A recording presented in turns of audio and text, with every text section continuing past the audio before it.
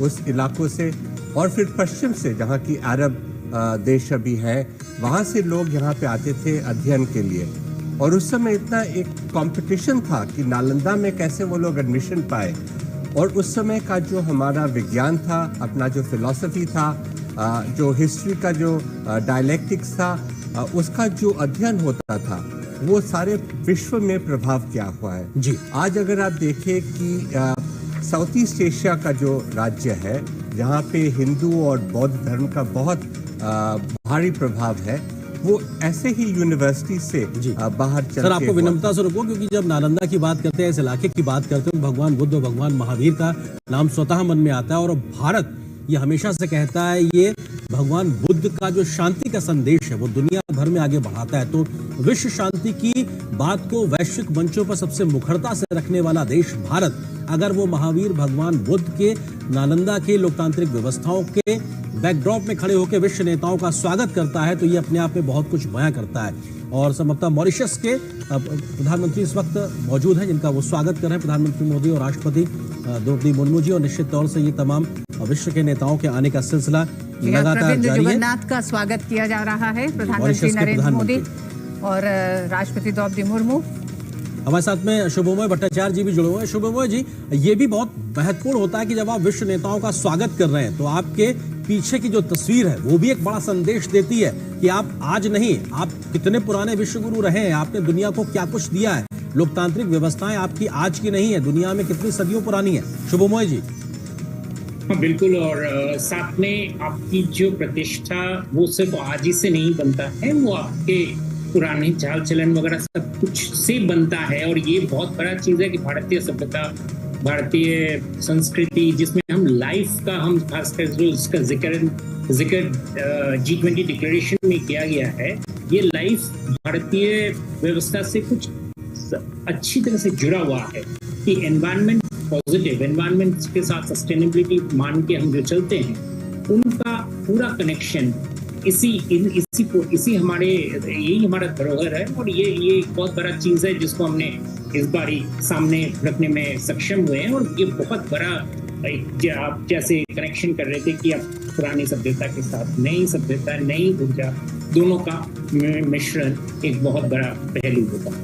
बिल्कुल, और एक बहुत बड़ा पहलू होगा। और कैसे दुनिया के सबसे बड़े कन्वेंशन सेंटर में भारतीयता साफ तौर से दिखाई पड़ रही है, झलक रही है, जहां पे अष्टधातु की मूर्ति के साथ में नटराज की मौजूदगी ये बताती है कि किस प्रकार की स्थितियां, परिस्थितियों के साथ में भारत ने अपने आप को विश्व गुरु के तौर पर स्थापित किया था। उसकी जड़ों में कहीं ना कहीं लोकतांत्रिक व्यवस्थाएं हैं। तमाम ऐसी व्यवस्थाओं के साथ में वो समाहित रहा है, जिसको लेकर दुनिया आज काफी कुछ हासिल करने की कोशिश कर रही है। क्योंकि परंपरागत चिकित्सा की बात हो या फिर अपना ज्ञान की बात हो, इस वक्त तस्वीरों में बांग्लादेश की प्रधानमंत्री शेख हसीना, उनका स्वागत करते हुए प्रधानमंत्री नरेंद्र मोदी और उनके साथ में राष्ट्रपति द्रौपदी मुर्मू, और निश्चित तौर से हमारे पड़ोसी मुल्क बांग्लादेश से आई हमारी प्रधानमंत्री शेख हसीना। और ये खुशनुमा तस्वीर, भट्टाचार्य जी, किस तरह से आप देखते हैं आप इसको? ये बहुत ही महत्वपूर्ण है। कल प्रधानमंत्री जी ने शेख हसीना के साथ बायलैटरल मीटिंग भी किया था। ये हमारे बहुत ही घनिष्ठ नेबर है, हमारे साथ इनका बहुत लंबा नाता है। और हमारा जो नेबरहुड के प्रति जो एक प्रायोरिटी है जी, हमारा जो बांग्लादेश के साथ जो रिलेशंस है, उससे ये उभर के आता है। और बंगबंधु का जो ख्याल आया जी, था, जी जी, आप बात करें, जो कि मैं कहना चाहता था कि जैसे आप देख रहे हैं ये लोग आ रहे हैं, इसमें एक और भी झलक आता है कि भारतीय प्रवासी जो है वो भी देश विदेश में जाकर एक बहुत इम्पोर्टेंट स्तर पर पहुंच चुके हैं।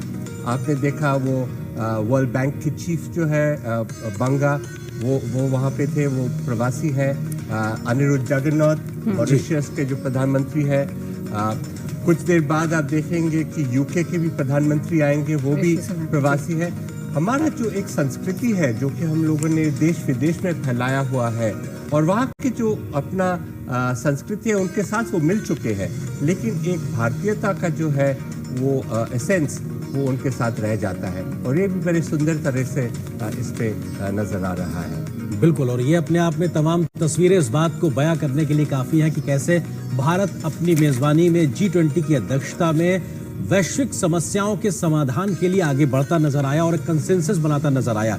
शुभमोय भट्टाचार्य जी भी हमारे साथ जुड़े हुए हैं। शुभमोय जी, आपको लगता है कि दिल्ली डिक्लेरेशन को लेकर सहमति बनना ये भी भारत की बढ़ती क्षमताओं को सीधे तौर से दिखाता है? शुभमोय जी।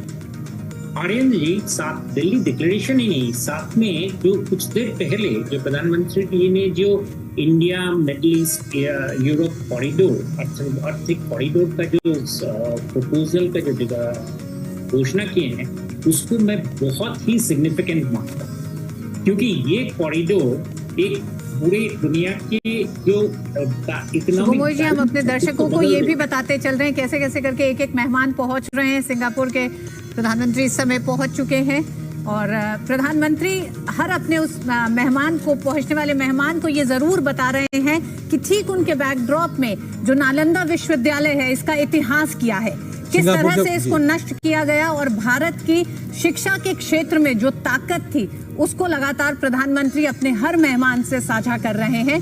हमारे साथ स्टूडियो में जो तस्वीरों में हमने देखा कि अभी सिंगापुर के प्रधानमंत्री ली शिएन लूंग थे, उनका स्वागत किया, इस्तकबाल किया। और निश्चित तौर से ऋतु, आप जो बात कह रही थी कि वो बैकड्रॉप अपने आप में मायने रखता है। आप एक इतना बड़ा जब इवेंट करते हैं तो आपको भारत की विविधता को दिखाना होता है। G20 की तमाम बैठकों के दरमियान हमने अपने तमाम शहरों में बैठकें की, लेकिन शिखर सम्मेलन दिल्ली में हो रहा है। बावजूद उसके हम अपने इतिहास से, अपनी संस्कृति से तमाम शिखर नेताओं को रूबरू करा रहे हैं। ये भी अपने आप में बेहद महत्वपूर्ण है। भट्टाचार्य, क्या आपको लगता है कि भारत ने जिस तरह से भारत मंडपम का जो पूरा एक तरह से तैयार किया है, उसमें नटराज की मूर्ति, सुबह ओडिशा का कोणार्क चक्र और अब नालंदा विश्वविद्यालय, भारत अपने उस इतिहास को भी इस दुनिया को दिखाना चाहता है, उस समृद्ध इतिहास को जिसमें शिक्षा, संस्कृति, परंपरा, सनातन सब कुछ समाहित है और विश्व कल्याण के लिए हर चीज का इस्तेमाल किया गया।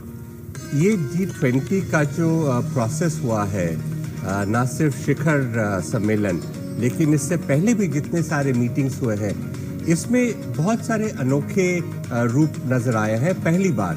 और ये भारत ने इसको दिखाया है कि हमारा जो डेमोक्रेटाइजेशन है अपने देश में, एक जो स्पिरिट ऑफ इंक्लूजन है, हमारा जो इंक्लूसिव डेवलपमेंट है, हमारा जो पार्टिसिपेशन है, वो चाहे युवा का हो, नारी का हो, ये सब अपना हम G20 में सारे विश्व में फैलाना चाहते हैं। और ये एक मिसाल के उदाहरण के तौर पे हम दिखा रहे हैं। हमारा जो संस्कृति बहुत ही समृद्ध है, बहुत ही इंस्पिरेशनल है। और इससे पीछे भी, जैसे कि मैं कह रहा था कि साउथ ईस्ट एशिया में, अरब राज्यों में, यूरोप का जो एनलाइटनमेंट हुआ, वो भी इसी विज्ञान का डेवलपमेंट से हुआ। तो ये जो हम शेयर कर रहे हैं आज, ये एक महत्वपूर्ण चीज़ है, क्योंकि ये हम लोग पहली बार G20 का प्रेसिडेंसी है।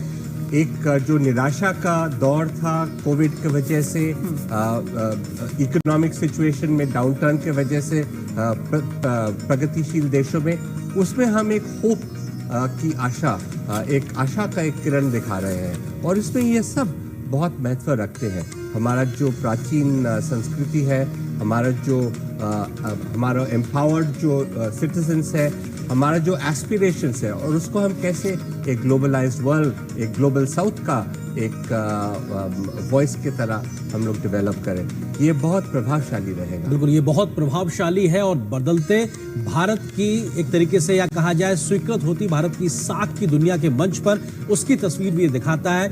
और विहंगम दृश्य अपने आप में बेहद महत्वपूर्ण। शुभमोय भट्टाचार्य जी भी हमारे साथ में जुड़े हुए हैं। शुभमोय जी, आप India middle east European union corridor का जिक्र कर रहे थे। ये एक महज फिजिकल कॉरिडोर नहीं होगा, बल्कि कनेक्टिविटी के बढ़ाने के लिहाज से, संबंधों को भी, पीपल टू पीपल कॉन्टेक्ट को बढ़ाने के लिहाज से भी एक बड़ा एक परिवर्तन लेकर आने जा रहा है। शुभमोय जी। बिल्कुल, और इसको अगर आप हर पहलू में देखें, ये वाला जो कॉरिडोर जिसकी बातें हुई है, ये मैं इसीलिए कह रहा हूँ क्योंकि इसमें मेजबान भारत, साथ में सऊदी अरेबिया, अमेरिका राष्ट्रपति जो बाइडेन, तीनों का प्रेजेंस में ये कॉरिडोर का अनाउंसमेंट एक और दूसरा किसी प्रोजेक्ट से कहीं ज्यादा है, क्योंकि इसमें एक इकोनॉमिक अलायंस का, आपने कहा, बिल्कुल कहा कि लोगों को साथ में आने का, और ये भाव विनिमय, कल्चर वगैरह बहुत सारी चीज होता है। और उसके पूरे सबके पीछे सशक्त एक आर्थिक बुनियाद, जो कनेक्टिविटी का जो तैयार हो रहा है, ये इसके जो हर स्टेप्स हैं वो आने वाले दिनों में हमको दिखेंगे। और मैं समझता हूँ क्योंकि इसके पहले कुछ और कॉरिडोर्स की बात हुई थी हमारे प्रतिवेशी राज्यों वगैरह ने, जो जिसकी वजह से दुनिया में काफी डिस्टर्बेंस आया था, उसको काउंटर करते हुए ये कॉरिडोर की जो घोषणा है, मैं मानता हूं कि दिल्ली डिक्लेरेशन के साथ साथ इसका भी बहुत बड़ा अहमियत है। क्योंकि इससे आप अगर इसका कल्पना कीजिए, अगर हम रेल लिंक की ही बात करें या फिजिकल कोई भी कॉरिडोर की बात करें, तो ये किन देशों के बीच में से जा रहा है और उससे भारत क्या मैसेज, क्या संदेश दे रहा है दुनिया को कि this is not the era of war जी, उसका एक बहुत बड़ा सशक्त रूप में देशों को अपने कोऑपरेशन के लिए हाथ बढ़ाना पड़े। तो मुझे तो लगता है कि ये इसकी घोषणा का जो हर स्टेप्स होंगे इसके बड़ बिंदु में इतने सारे इन्वेस्टमेंट्स वगैरह के छवि आएंगे कि वो पूरी दुनिया के, जैसे मैं कह रहा था कि पूरी दुनिया की अर्थव्यवस्था के लिए ये अभी थोड़ी देर पहले संजय जी बोल रहे थे कि इस पूरे हताशा का जो माहौल था उसको बदलने में ये बहुत बड़ा कामगार कदम सिद्ध हुआ। जी बिल्कुल, और मेहमानों के आने का सिलसिला लगातार जारी है और ये आप देख सकते हैं कि भारत मंडपम में रात्रि भोज के आयोजन के समय प्रधानमंत्री मोदी और राष्ट्रपति द्रौपदी मुर्मू विश्व नेताओं का स्वागत करते हुए, और ये एक मौका है भारत की समृद्ध विरासत के साथ भी रूबरू कराने का। परिचय सिर्फ उस लिहाज से नहीं जहां पे दो देशों के नेता मिल रहे हैं, बल्कि दो देशों की संस्कृतियों को भी आपस में जोड़ने के लिहाज से बेहद महत्वपूर्ण। और वसुधैव कुटुंबकम का पीछे लिखा हुआ मंत्र अपने आप में बहुत कुछ बयां करता है। मिस्टर भट्टाचार्य जी, आपको लगता है कि अफ्रीकन यूनियन को एक स्थायी सदस्य के तौर पे भारत की प्रेसिडेंसी में शामिल कराना एक इतिहास लिखा गया, क्योंकि भारत की ये प्रयास था। और एक यूनियन आप भले ही कह दें, लेकिन वो 54-55 देश हैं और कितनी बड़ी आबादी है, उसको एक ऐसा मंच देना जहां पे वो विश्व के साथ में बैठ के बात रख सकता है। आपको लगता है कि इंक्लूसिव ग्रोथ की जब बात की जाती है या सबकी बात को मंच देने की जब बात भारत करता है, उसका एक उदाहरण या जीवंत उदाहरण आज देखने को मिला, इतिहास लिखा गया? ये G20 दो चीज के लिए बहुत महत्वपूर्ण रहेंगे। पहला ये है कि ये एक डेमोक्रेटिक इंक्लूसिव अप्रोच रहा है। जैसे कि हम लोग जब आमंत्रण किया देशों को, हम लोगों ने 9 इमर्जिंग देश, अपने नेबरिंग कंट्रीज को आमंत्रण किया G20 के मीटिंग्स में भाग लेने के लिए। और अब ये जो अफ्रीकन यूनियन का जो परमानेंट इंक्लूजन हुआ है G20 में, ये सबसे महत्वपूर्ण है, क्योंकि अफ्रीका एक ऐसा कॉन्टिनेंट है जो कि एक्चुअली हमारे विश्व का भविष्य के लिए बहुत इम्पोर्टेंट है। और अफ्रीका ये ऐसा भी कॉन्टिनेंट है जो कि सबसे निग्लेक्टेड है। तो हमारे भारत के नेतृत्व में जो अफ्रीकन यूनियन को इस संगठन में शामिल करना, मेरे ख्याल में ना सिर्फ G20 के लिए, ना सिर्फ अफ्रीकन यूनियन के लिए, लेकिन हमारे विश्व के भविष्य के लिए बहुत महत्वपूर्ण है। जी शुभमोय जी, आपको लगता है कि अफ्रीका कॉन्टिनेंट में भारत की देर से पहुंचने की बात को लेकर या कुछ अन्य देशों की पहले पहुंचने की बात को लेकर कई प्रकार की चर्चाएं लगातार होती रही, लेकिन भारत के इस प्रयास से आपको लगता है कि भारत की मौजूदगी पूरे कॉन्टिनेंट में एक और मजबूती के साथ अब देखने को मिलेगी, एक बदले हुए परिदृश्य में देखने को मिलेगी? खासकर अभी इसके कुछ दिनों पहले प्रधानमंत्री मोदी जी ने दक्षिण बोल के एक नया आयाम का घोषणा किए थे, जिसमें उन्होंने बताया था कि वो किस तरीके से ग्लोबल साउथ के जो देश हैं उनके बीच में आपसी तालमेल, आपसी नॉलेज शेयरिंग का जो एक माहौल तैयार होगा, उसका कैसा रूपरेखा वो चाहते हैं। और उसके साथ अगर आप देखें कि अफ्रीकन यूनियन को G20 में शामिल करने से वो सारी चीजें एक साथ हो गई, कि यानी कि ये कोई जिसे कहते हैं लेंडर और बोरोवर का रिलेशनशिप नहीं है, ये डेवलपमेंट कॉम्पैक्ट, यानी कि सारे देश एक साथ में अपने अपने शक्ति को पूरा इस्तेमाल करते हुए आगे चले। जैसे दिल्ली डिक्लेरेशन में एक बहुत बड़ा इंपॉर्टेंट स्टेटमेंट जो दिया गया उसमें कि चॉइस ये नहीं होना चाहिए कि क्लाइमेट के वो जूझने के लिए देश गरीबी और क्लाइमेट फाइट के बीच में फंस जाए, बल्कि ये कि उनके डेवलपमेंट में हम बाकी सारे देश साथी बने, उनके साथ जुटाएं। ये सारे कंसेप्ट्स जो हैं ये वन वर्ल्ड वन फैमिली का एक जैसे कि क्रियान्वयन करने का एक बहुत बड़ा अहम कदम। तो इसके लिए जो जिसका जिक्र कर कि अफ्रीकन यूनियन को साथ में लाने का और उनकी जो जरूरत है उनको हाई टेबल में सामने लाने का ये बहुत बड़ा स्टेप है। एक चीज की तरफ मैं आपका ध्यान इसमें आकर्षित करूंगा कि बहुत बार कहा जाता है कि G20 और UN के बीच में क्या संबंध है, पारस्परिक संबंध है।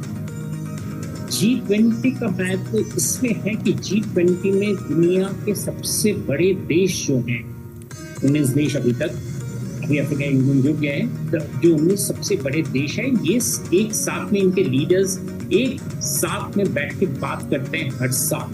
तो इनकी जो डिसीजंस होते हैं, इनकी जो पारस्परिक जो संबंध होते हैं वो काफी सिग्निफिकेंट होता है। और इसीलिए ये चीज यूनाइटेड नेशन से काफी थोड़ा बहुत हटके है मैं कहूँगा, क्योंकि यूनाइटेड नेशंस में इस तरीके से, हालांकि सोचा ये गया था कि यूनाइटेड नेशंस में बहुत सारे लोग आएंगे, सारे लीडर्स आएंगे, एक साथ में बैठेंगे, लेकिन वो हो नहीं पा रहा है बहुत सारी वजह से।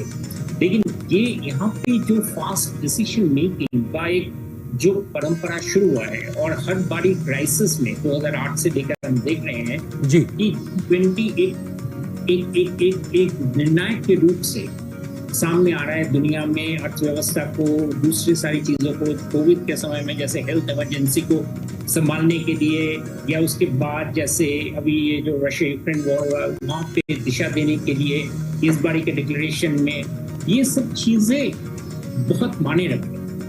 मैं खासकर आपको आकर्षित करूंगा कि इस बारी का जो डिक्लेरेशन है उस डिक्लेरेशन में कोई फुटनोट या कोई अपेंडिक्स डिसेंडिंग नोट्स नहीं है। ये बहुत बड़ा चीज है इस बारी दुनिया में। जी, ये आप बहुत महत्वपूर्ण बात करें, डिसेंडिंग नोट्स नहीं है और कंसेंसस भारत के निगोशिएशन कैपेबिलिटीज को भी दिखाता है कि तमाम डिफरेंसेस के बाद भी प्रधानमंत्री ने कहा ना कि ग्लोबल डिस्ट्रस्ट वाली एक तरीके से स्थिति आती है जहां पर विश्वास की कमी देखने को मिलती है, लेकिन ग्लोबल ट्रस्ट डेफिसिट की जो उन्होंने बात की उसको दूर करने की जो बात की जा रही है। एम्बेसडर भट्टाचार्य, हम देखते हैं मल्टीलैटरल फोरम्स जब होते हैं और पिछले कुछ दिनों में बदलती जियोपॉलिटिक्स के तहत हमने देखा कि उनकी प्रासंगिकता पे भी सवाल हो रहा है, साथ ही साथ वो कुछ बहुत बड़े निर्णय लेने की तरफ कुछ अड़चन दिखाई दे रहे हैं, जिसका कारण बन रहा है जियोपॉलिटिक्स। आज ऐसे समय जब वैश्विक अर्थव्यवस्था पर एक संकट है, तमाम देश बहुत सारी आर्थिक चुनौतियों से जूझ रहे हैं, ऐसे में अगर भारत G20 के पहले दिन कुछ बड़े मकसद निकालने में कामयाब हो जाता है तो इसे आप क्या मानते हैं? देखिए, मल्टीलैटरल इंस्टीट्यूशंस जो है आज के दिन पे वो ज़्यादातर जो UN और उसके बॉडीज है वो दूसरे महायुद्ध के बाद बने हुए थे और वो 20वीं सदी के जो परिस्थिति थे उसके अनुसार बनाए गए थे। आज 21वीं सदी में हालात बहुत बदल चुके हैं। ग्लोबल साउथ का एक बहुत अहम रोल बन चुका है। इमर्जिंग नेशंस जो है जैसे कि इंडिया, इनका रोल ग्लोबलाइजेशन में और ग्लोबल डिसीजन मेकिंग में बहुत बढ़ चुका है। लेकिन वो मल्टीलैटरल प्लेटफॉर्म का जो डिसीजन मेकिंग है, चाहे वो UN हो या वर्ल्ड बैंक IMF हो, उस पर पूरी तरह से रिफ्लेक्टेड नहीं है। इसीलिए हम लोग बहुत दिन से कह रहे थे कि उनमें भी रिफॉर्म्स लाने की आवश्यकता है। G20 का भी आप अगर शुरुआत देखें, वो G7 से G20 बना था और इसलिए बना था क्योंकि G7 वो फाइनेंशियल क्राइसिस, इकोनॉमिक क्राइसिस जो हो रहे थे 20वीं सदी के एंड में, उनको वो सही करने के लिए सक्षम नहीं थे और उन्होंने रियलाइज किया था कि जो इमर्जिंग नेशंस है, इमर्जिंग इकोनॉमीज है, उनके साथ उनको मिलना चाहिए। तो ये एक जो सहयोग का जो दौर शुरू हुआ था, ये अभी जो, क्योंकि हम ग्लोबल साउथ के मेन प्रतिनिधि है इंडिया, और हम लोग इस ग्लोबल साउथ को हम लोग एक नए तरह से एक वॉइस दिया है। प्रधानमंत्री जी ने voice of global south summit किया था जिसमें 125 देशों ने भाग लिया था। उसका जो निष्कर्ष निकला उसको आज हम भारत के तौर से G20 के सामने उसको सामने रखा, तो ग्लोबल साउथ का एक वॉइस बना। इसलिए मल्टीपोलैरिटी जो बन चुका है वो एक हकीकत है, लेकिन मल्टीलैटरलिज्म जो है उसके अनुसार अभी तक नहीं बदला है। तो ये अभी फ्लक्स का सिचुएशन है, अभी बदलाव का सिचुएशन है, जहां की मल्टीपोलैरिटी से पुश हो रहा है कि ग्लोबल साउथ, बाकी इमर्जिंग नेशंस जो है उनका वॉइस का अहमियत दिया जाए और मल्टीलैटरलिज्म को उसके अनुसार बदलना है, रिफॉर्म करना है। ये बहुत ही इंटरेस्टिंग सिचुएशन है और इस वजह से आज जो इंडिया का प्रेसिडेंसी है सबसे महत्वपूर्ण हम कहेंगे ऑर्गेनाइजेशन जो कि G20 जर्मनी के चांसलर ओलाफ शोल्ज साहब इस वक्त यहाँ पे आप देख सकते हैं उनको, और निश्चित तौर से भारत और जर्मनी के संबंधों के लिहाज से कहा जाए तो बेहद महत्वपूर्ण है, क्योंकि और इस वक्त प्रधानमंत्री चांसलर साहब को इस बात का जानकारी देते हुए कि पीछे आपके बैकड्रॉप में क्या है, और ये निश्चित तौर से नालंदा की ये तस्वीर अपने आप में बताने के लिए बहुत कुछ काफ़ी अपने आप में बयां करती है कि किस तरीके से भारत सदियों पुराना एक विश्व गुरु का जो उसको तमगा मिला हुआ है वो ऐसे ही नहीं है। लोकतांत्रिक जड़ें मजबूत रही हैं, तमाम प्रकार की एक परिस्थितियां ऐसी रही हैं जिसकी वजह से आज भारत को इस मुकाम तक लाने में उसकी लोकतांत्रिक जड़ों का एक बड़ा रोल है। बिल्कुल अरेंद्र, और नालंदा विश्वविद्यालय अगर ये बताता है कि कितनी समृद्ध भारत की शिक्षा पद्धति रही एक लंबे समय तक, और ये भी बताएगा कि इतिहास में किस तरह से बहुत सारे ऐसे प्रतिष्ठानों को नष्ट किया गया है, उन नष्ट करने के कारण क्या रहे हैं, और उसके बाद भारत की ये ताकत रही है कि वो एक बार फिर उसी तरह से उठकर आज की तारीख में जब 2047 में विकसित राष्ट्र होने का भारत एक संकल्प लेता है तो किस तरह से उसको लेके आगे बढ़ रहा है।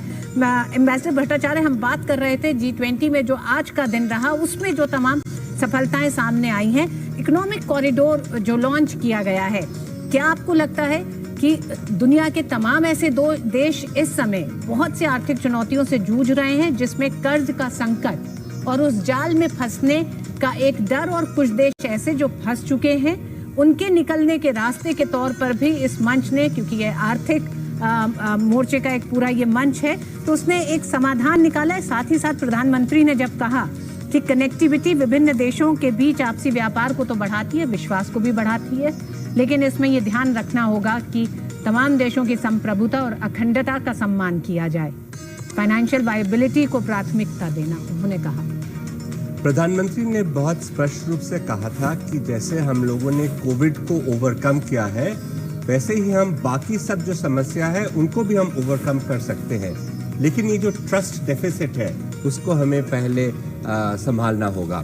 और इसके वजह से बहुत सारे जो इनिशिएटिव्स हैं, दो आपने इसका जिक्र किया, एक जो इकोनॉमिक कॉरिडोर जो कि मिडल ईस्ट से जा रहा है, ये बहुत महत्वपूर्ण है। शुभमय का जो राय था उससे मैं पूरी तरह सहमत हूँ कि ये एक बहुत इम्पोर्टेंट स्टेप है। अभी जो आप देखते हैं कि एनर्जी सिक्योरिटी की ओर से मिडल ईस्ट का रीजन बहुत ही इम्पोर्टेंट है, और अगर हम आगे डेवलपमेंट की ओर चले, सस्टेनेबल डेवलपमेंट की बात करते हैं, तो ये इकोनॉमिक एनर्जी सिक्योरिटी का जो अहम रोल है उसको और कंसोलिडेट करना चाहिए, उसमें और एफिशिएंसी लाने की ज़रूरत है। और ये जो कोलैबोरेशन हो रहा है भारत के बीच और मिडल ईस्ट और आगे जाके यूरोप और वेस्टर्न प्रांतों की ओर, ये बहुत जापान के प्रधानमंत्री फुमियो किशिदा, और ये बहुत महत्वपूर्ण है क्योंकि उनके साथ में उनकी जो बेटर हाफ है वो अपने आप में भारतीय परिधान में नजर आ रही है। तो शायद आप बता पाएंगे ये कौन सी साड़ी है जो उन्होंने पहनी हुई है? निश्चित तौर ये शायद बहुत ही सुंदर कांचीवरम साड़ी लग रहा है, लेकिन आपको शायद पता होगा कि किशिदा का भारत के साथ बहुत पुराना रिश्ता है। वो यहाँ पे बहुत बार आ चुके हैं, उनके जो ग्रैंडफादर थे वो भी यहाँ पे आ चुके थे, और भारत के साथ उनका बहुत गरीब रिश्ता था। एक जज पाल हुआ करते थे जिन्होंने एक राय निकाला था दूसरे महायुद्ध के बाद, जिसमें उन्होंने एक डिसेंटिंग वॉइस किया था, और वो एक नेशनल हीरो माना जाते हैं जापान में। और किशिदा का फैमिली इसमें भी कुछ बेनिफिशियरी है। वो भारत के साथ और प्रधानमंत्री के साथ उनका बहुत ही पर्सनल रिलेशनशिप है। सर ये जो तस्वीर सुबह, हाँ, जो सुबह का जब मतलब वो जो पूरा माहौल था जिसमें बड़े सख्त और बड़े फैसले लेने थे, बड़ी वैश्विक चुनौतियां थी। लेकिन अब ये जो दृश्य हमें लगातार दिखाई दे रहे हैं, हमने कई राष्ट्राध्यक्षों और उनके साथ उनकी स्पाउसेस को देखा कि वो भारतीय परिधानों में दिखाई दे रही हैं। और ये जो एक अंदाज इस समय का है, कितना महत्वपूर्ण होता है ऐसे मंचों पर, जब अंतर्राष्ट्रीय इस तरह के समिट होते हैं, सम्मेलन होते हैं, उसमें इस शाम के इस रात्रि भोज की क्या भूमिका रहती है? आपने देखा होगा बहुत लोग नमस्ते भी कर रहे हैं जी। ये कोविड के दौरान हैंडशेक से नमस्ते का शिफ्ट जो है बहुत ही प्रोनाउंस्ड था। और इंटरनेशनल गैदरिंग्स में जिनीवा में, न्यूयॉर्क में आप अक्सर देखते हैं कि आजकल लोग नमस्ते करते हैं हैंडशेक के बजाय। जी। ये भारत का एक और दान है, क्योंकि हमारा जो एक सभ्यता है उसको हम जैसे ही शेयर करते हैं बाकी लोगों से, वो उससे प्रभावित होते हैं। चाहे वो योग हो या आयुर्वेद, चाहे वो नमस्ते हो या अपना जो फिलॉसफी हो। हम कहेंगे कि आज का जो चर्चा हुआ दिन भर, जिसमें आप कह सकते हैं कि हाँ टफ नेगोशिएशंस था, लेकिन एक जो सहयोग का जो स्पिरिट था वो बहुत स्पष्ट नजर आया। और हमने देखा कि सब ने मिलकर एक बहुत ही शानदार डिक्लेरेशन का घोषणा किया है। और उसके बाद ये अभी एक क्या कहते हैं कि रिजॉइस करने का समय है जी। और भारत अपने सही रूप से इसका एक अनुभव दे रहे हैं। दिन भर की हार्डकोर डिप्लोमेसी के बाद में शाम को एंजॉय करने का वक्त है, ये बहुत महत्वपूर्ण बात करें। शुभमोय भट्टाचार्य जी भी हमारे साथ जुड़े हुए। शुभमोय जी, सस्टेनेबल डेवलपमेंट गोल्स को लेकर भी दिल्ली डिक्लेरेशन में साफ तौर से बात कही गई। आपको लगता है कि 2030 के जिस लक्ष्य को लेकर दुनिया चल रही है उसमें हम काफी पीछे चल रहे हैं? हमसे मतलब दुनिया की हम बात कर रहे हैं। ऐसे में एक बार फिर से विश्व मंच से इस बात को रेखांकित किया जाना भारत की ओर से और ज्यादा पुरजोर तरीके से उस बात को रखना, आपको लगता है कि दुनिया की प्राथमिकताओं में इस दिशा में और तेजी से कदम आगे बढ़ते नजर आएंगे? क्योंकि भारत का ट्रैक रिकॉर्ड इस दिशा में बहुत बेहतर है, तमाम अन्य इवन विकसित देशों के माध्यम से भी अगर बात की जाए तो। बिल्कुल। और अब देखेंगे दिल्ली डिक्लेरेशन में कई अहम पैराग्राफ्स सस्टेनेबल डेवलपमेंट गोल्स के बारे में जिक्र करता है और साथ में चिंता भी जताता है कि हम मध्य अभी 2030 पहुंचने में 2023 में पहुंच गए हैं, यानी almost middle of the decade है। और मैं उसी डिक्लेरेशन से ही पढ़ रहा हूँ और जिसमें चिंता जाहिर किया गया है कि अभी भी एसडीजी के बहुत सारे गोल्स में आशानुरूप प्रोग्रेस नहीं हुआ। ये एक साधारण इस तरह के डॉक्यूमेंट्स में इस तरह के चिंता का बयान इस तरीके से नहीं किया जाता है, लेकिन ये करना, और फिर से वही बात है कि ये G20 का प्लेटफॉर्म है जहाँ पे this sort of the highest decision making body दुनिया में, तो इसके तरफ से ये चिंता जताना एक अपने आप ही दर्शाता है कि इसको कितना प्रमुखता दिया गया है, इसको कितना आगे अग्रसर होने के लिए कितने सारे स्टेप्स लिए गए हैं। इसलिए अगर आप देखेंगे कि आगे ये डिक्लेरेशन के चलते बहुत सारे पैराग्राफ्स में सस्टेनेबल डेवलपमेंट के जो पहलू हैं, सस्टेनेबल डेवलपमेंट गोल्स के जो टारगेट्स हैं, जो जिन देश जिस एजेंसीज को काम करना है उन पर जोर दिया गया है, उन पर आग्रह किया गया है कि वो अपना काम को और आगे बढ़ाए और फुर्ती से काम करे, ताकि सस्टेनेबल डेवलपमेंट गोल्स के जो टारगेट्स हैं, और खासकर वो इतना जरूरी है क्लाइमेट चेंज के समय में कि एक तरफ तो क्लाइमेट चेंज के चलते ही बहुत सारे मुश्किलें दुनिया को सामने करना पड़ रहा है, उसके ऊपर अगर सस्टेनेबल डेवलपमेंट गोल्स के जो टारगेट्स हैं, यानी कि जो एग्जिस्टिंग जो कमियां हैं दुनिया में, जिसका जिक्र शुरुआत में किया गया, पॉवर्टी का, इनइक्वालिटी का, जेंडर इश्यूज का, इन सारी चीजों बिंदुओं का, इन सभी में जो कमियां हैं, तो वो अगर उनको अगर ठीक नहीं किया जाए तो दुनिया के लिए बहुत बड़ा चैलेंज बन जाता है। और चूंकि हम लोग जैसे हम अभी इस वक्त जो बात कर रहे थे कि G20 दिशा निर्देश करने के लिए दुनिया में इससे बड़ा मंच नहीं है। हालांकि G20 कोई बाइंडिंग डिक्लेरेशन नहीं देते हैं, एक इंडिकेशन देते हैं, लेकिन वो इंडिकेशन ही काफी है, क्योंकि इंडिकेशन अगर महत्वपूर्ण नहीं होते तो इन सारे देशों के जो लीडर्स हैं वो इस तरह के मंच पे अपने साथ खुद नहीं आते। तो ये कहना कि सस्टेनेबल डेवलपमेंट गोल्स के जो टारगेट्स हैं उन पर दुनिया कुछ हद तक भटक गया है, और ये सारे शब्द उसमें इस्तेमाल किया गया है कि वी हैव स्ट्रेड।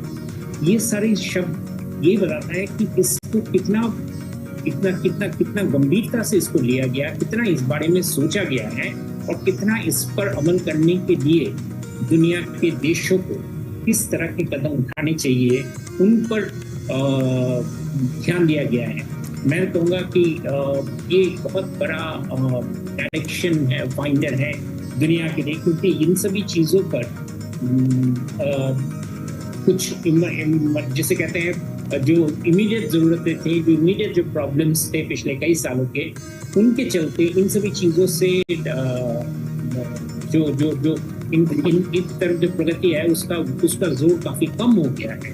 और इसीलिए दिल्ली डिक्लेरेशन में, डॉक्यूमेंट में इनका इस तरीके से बड़ी डिटेल में इनके बारे में वर्णन, इनके बारे में क्या क्या कदम उठाने चाहिए, उसका प्रिस्क्रिप्शन, इन सारी चीज बहुत जरूरी है। एक्चुअली मैं ये कहूँगा कि दिल्ली डिक्लेरेशन की ये इस बारे के जो डॉक्यूमेंट है वो अपने आप में काफी सिग्निफिकेंट डॉक्यूमेंट है दुनिया के लिए। संजय भी जिसका जिक्र कर रहे थे कि इस बार का जो डॉक्यूमेंट है वो डॉक्यूमेंट ये बताता है कि बहुत सारे शॉर्ट स्टेप्स के बाद, पहले काफी सालों बाद एक दुनिया को फिर से एक डायरेक्शन फाइंडर के हिसाब से ये डॉक्यूमेंट सामने आया। ये सिर्फ एक देश या दूसरे देश का। रूस के विदेश मंत्री सर्गेई लावरोव इस वक्त तस्वीरों में नजर आ रहे हैं, जहां पर प्रधानमंत्री मोदी उनका स्वागत करते हुए। निश्चित तौर से हम जानते हैं कि रूस के राष्ट्रपति इसमें शामिल नहीं हो रहे, उनके माध्यम से ये फैसला लिया गया था, लेकिन विदेश मंत्री के तौर पर सर्गेई लावरोव इस वक्त तस्वीरों में आपको नजर आ रहे हैं। हमने देखा था कई अन्य वैश्विक मंचों पर भी, ब्रिक्स में भी राष्ट्रपति पुतिन की जगह वहां पर लावरोव साहब भी मौजूद थे। शुभमोय जी, आपकी बात को पूरा करें। हाँ, तो इस एसडीजी का जो डिस्क्रिप्शन, मैं कहता हूँ दिल्ली डिक्लेरेशन का जो अहमियत है वो दोनों अभी तो हम जिक्र कर रहे हैं, बहुत सारी उनकी चीजों को लेकर हम आगे देखकर खुश होते हैं। मैं ये कहूँगा कि इस डिक्लेरेशन का महत्व अभी और भी ज्यादा बिल्कुल होता नजर आएगा। बिल्कुल सर, मैं आता हूँ आपके पास। संजय भट्टाचार्य जी, आपसे एक रिएक्शन लेंगे, क्योंकि सर्गेई लावरोव साहब को हमने देखा पुतिन साहब की जगह। किस तरीके से आप देखते हैं इस पूरे भू राजनीतिक स्थितियों के बीच में, हमारी मेजबानी के बीच में, तस्वीरों को? आप जानते हैं कि ऐसे जो इंटरनेशनल गैदरिंग्स होते हैं, चाहे वो G20 हो या पहले ब्रिक्स हुआ था, हर एक देश अपना जो कौन प्रतिनिधि होगा वो खुद चुनते हैं और उसका हम पूरा सम्मान करते हैं। और सर्गेई लावरोव तो भारत का बहुत ही पुराना मित्र भी है। हाल में आपने भी जिक्र किया था कि ब्रिक्स का जो समिट हुआ था, जो कि जोहानिसबर्ग में, उसमें भी पुतिन मौजूद नहीं थे। उन्होंने एक वीडियो मैसेज भेजा था हालांकि, बट सर्गेई लावरोव वहां भी थे। ऋषि सुनक इस वक्त ऋतु नजर आ रहे हैं, और ब्रिटेन के प्रधानमंत्री ऋषि सुनक, क्योंकि हमने देखा है कि कैसे भारत और भारतीयता के साथ में उनका जुड़ाव है, और हर भारतीय को इस बात को लेकर फख्र भी है, क्योंकि भारतीयों को भी लगता है कि हाँ, भारत से जुड़ाव रखने वाले व्यक्ति दुनिया के कितने बड़े ओहदों पे मौजूद हैं और दुनिया के बड़े मुल्कों को दिशा देने में बड़ा रोल अदा कर रहे हैं। आप नमस्ते का जिक्र कर रहे थे। बिल्कुल उसी मुद्रा में ऋषि सुनक भी दिखाई दे रहे हैं, और यहाँ भारत पहुंचने के बाद भी उन्होंने कहा कि भारत आने के उनके कई मायने हैं। उनका जो 2 से 3 दिन का जो प्रवास है उसमें बहुत सारे वो कार्यक्रमों के साथ आए हैं। ऋषि सुनक और उसके वाइफ दोनों ही भारत से जुड़े हुए हैं, भारतीय ही कह सकते हैं। वो एक प्रैक्टिसिंग हिंदू है, जो कि उन्होंने यूके के पार्लियामेंट में भी उन्होंने इसका जिक्र किया था। ये आज एक बहुत ही अनोखा समय है जहां की आप देख रहे हैं कि बहुत सारे देशों में पॉलिटिकल लीडरशिप में भी बहुत सारे भारतीय लोग हैं। प्रधानमंत्री के तौर पे UK, Ireland, Portugal, Suriname, Guyana, Seychelles, Mauritius, इन सब के जो प्रधानमंत्री हैं सभी भारतीय ओरिजिन के हैं। यूएस के वाइस प्रेसिडेंट भी, उनका भी भारत से नाता है। अभी हाल में सिंगापुर का जो नए राष्ट्रपति चुने गए हैं वो भी भारतीय ओरिजिन के हैं।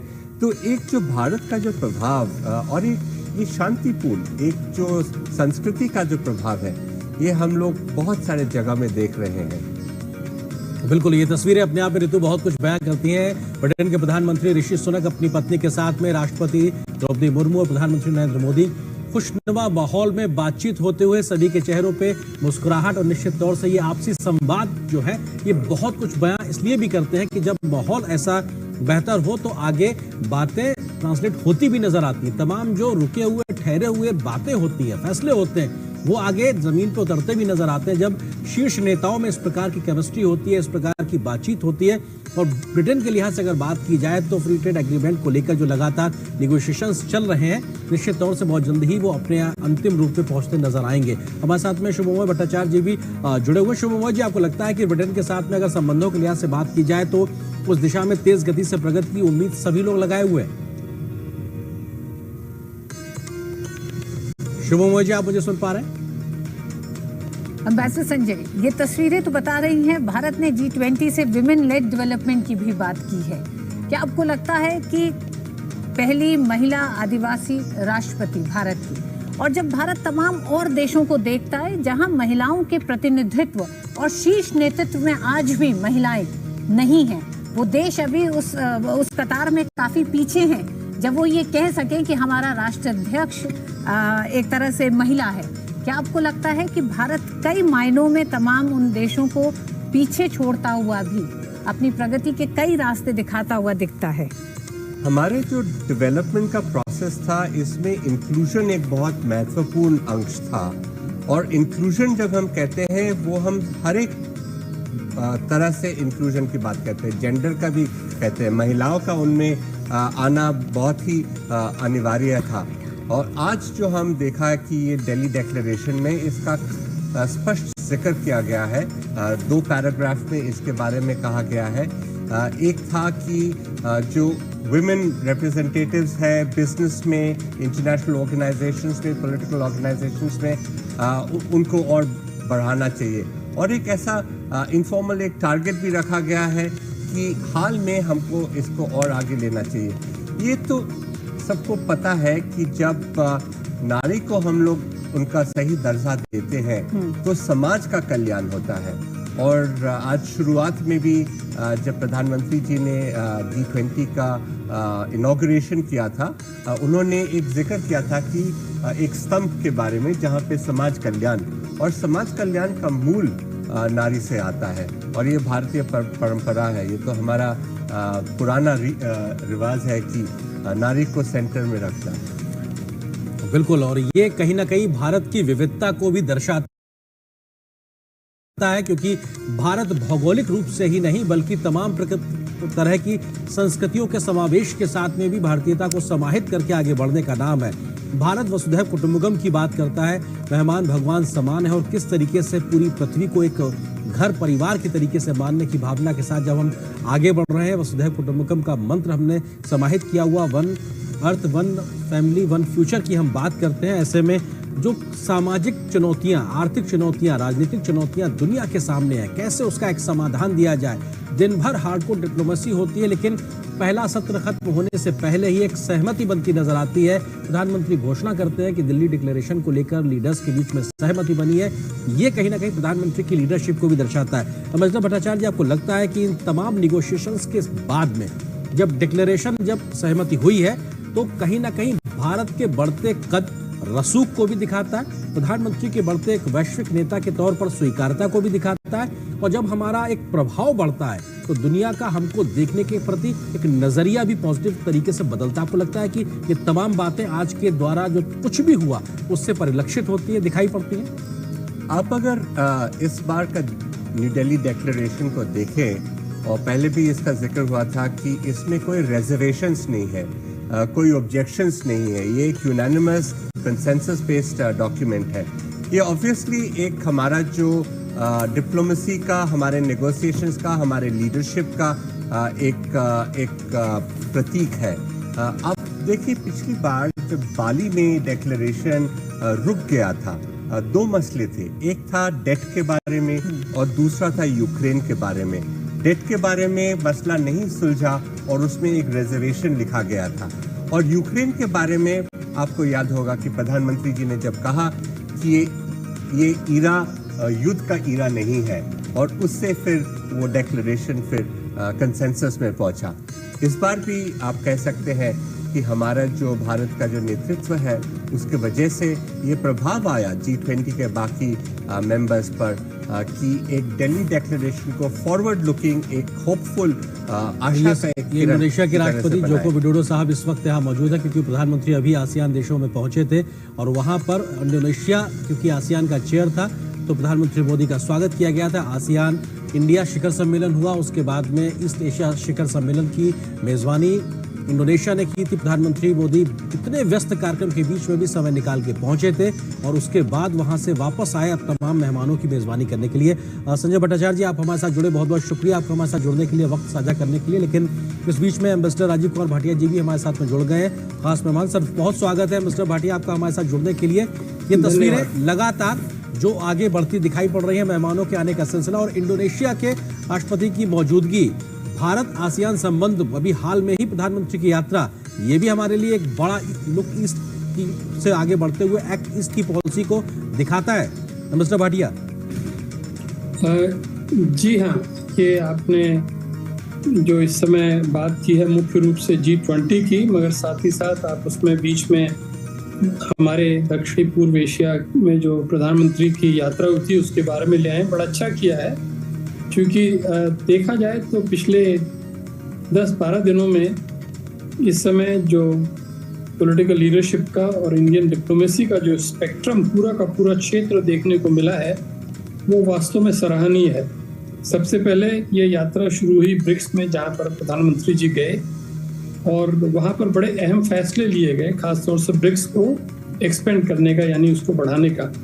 उसके पश्चात जैसा आपने स्वयं कहा, दूसरी बार ये बहुत ही सराहनीय बात रही और दक्षिण पूर्व एशिया के देशों को बहुत अच्छा लगा कि अपने घर में इतनी बड़ा सम्मेलन होने जा रहा था 9 और 10 को, फिर भी प्रधानमंत्री 7 तारीख को 24 घंटे की तकरीबन यात्रा करते हुए जकार्ता पहुंचे और वहां पर भी उन्होंने एक महत्वपूर्ण भूमिका निभाई।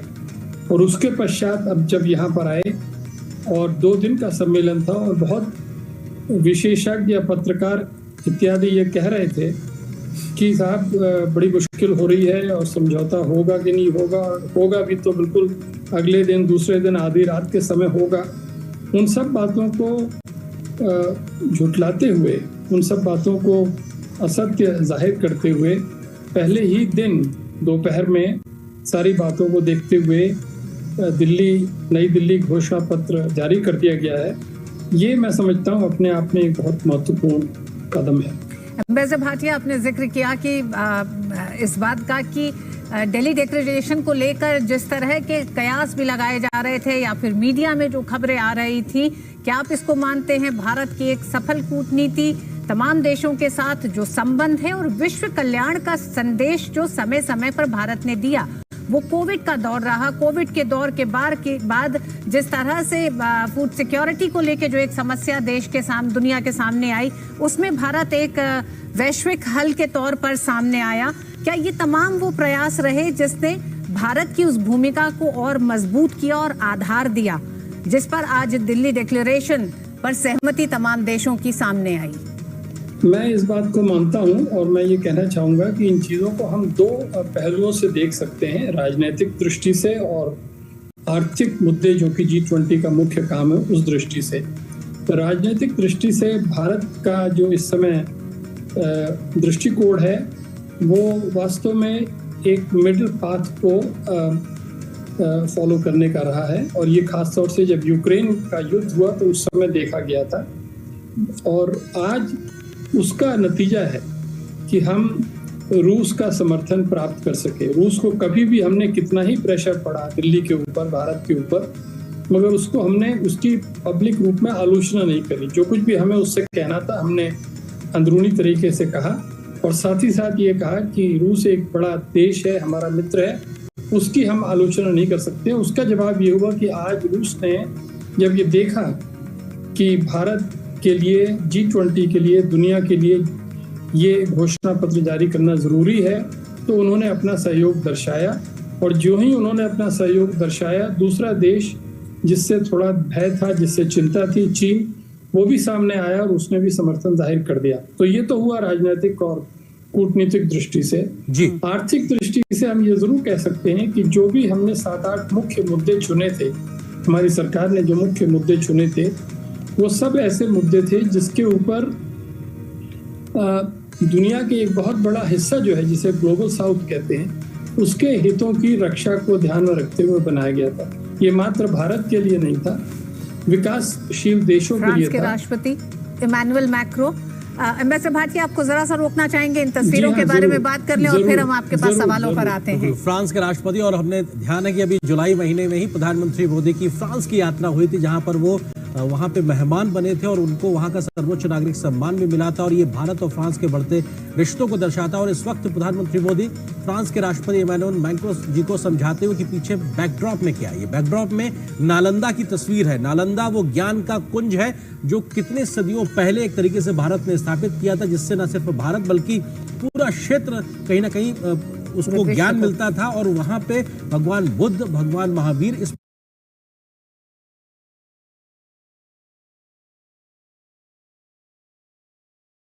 पूरे इलाके के लिहाज से अगर देखा जाए तो वो भी दिखाई पड़ते हैं। और जब भारत ये कहता है कि ये युद्ध का नहीं, बुद्ध की बात को मानते हुए शांति को स्थापित करने का युग है, तो ये निश्चित तौर से उस तस्वीर से भी निकलती हुई एक उम्मीद की किरण है, जो आज दिखाती है कि हम उतने पहले भी अपने मूल्यों के साथ जुड़े थे। सदियों पुरानी 5वीं से 12वीं शताब्दी के बीच अगर लिहाज से बात की जाए, और आज भी हम उन लोकतांत्रिक परंपराओं के साथ आगे बढ़ते नजर आ रहे हैं। और फ्रांस के साथ भारत की बढ़ती दोस्ती ये अपने आप में दिखाता है किस प्रकार से भारत और फ्रांस के रिश्तों में एक नई गहराई आई है।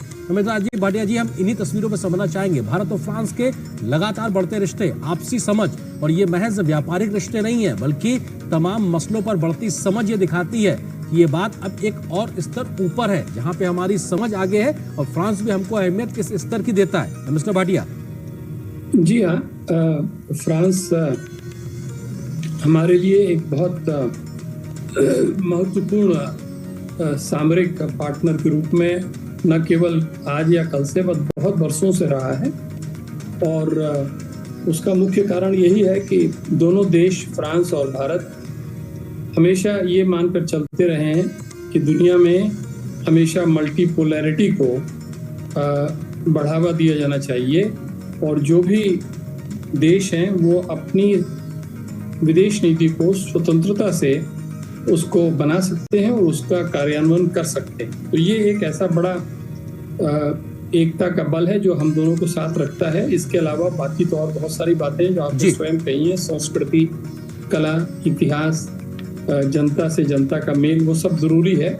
और मैं विशेष रूप से कहना चाहूँगा कि फ्रांस के बारे में थोड़ा बहुत मैं जानता हूँ। सबसे पहली पोस्टिंग मेरी भारतीय एम्बेसी पेरिस में ही हुई थी जी। वहाँ पर फ्रेंच भाषा सीखने का अवसर मिला था, और उस जमाने से आज के ज़माने तक फ्रांस में जो भारत के प्रति दृष्टिकोण है, भारत के प्रति जो परसेप्शन से छवि है, वो पूरी तरह से बदल चुकी है। और इसमें कोई संदेह नहीं है कि आज जो सम्मेलन हुआ है उसकी सफलता में हमारे जो मुख्य देश हैं उनका हाथ रहा है। फ्रांस का जरूर इस बारे में। सर मैं एक चीज इसी के साथ आपसे जोड़ के पूछना चाहूंगा, क्योंकि India middle east European economic corridor की भी आज लॉन्चिंग हुई है, इसकी शुरुआत हुई है। फ्रांस के राष्ट्रपति की भी मौजूदगी वहां पे थी, तमाम विश्व नेताओं के साथ में।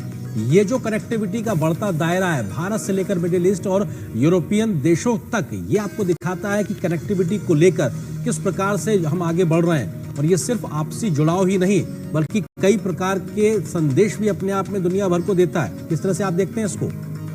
जी हाँ, वेस्ट एशिया जो है, या जिसे मिडिल ईस्ट कुछ लोग कहते हैं, ये एक ऐसा क्षेत्र है जो कि यूरोप और भारत के बीच में है।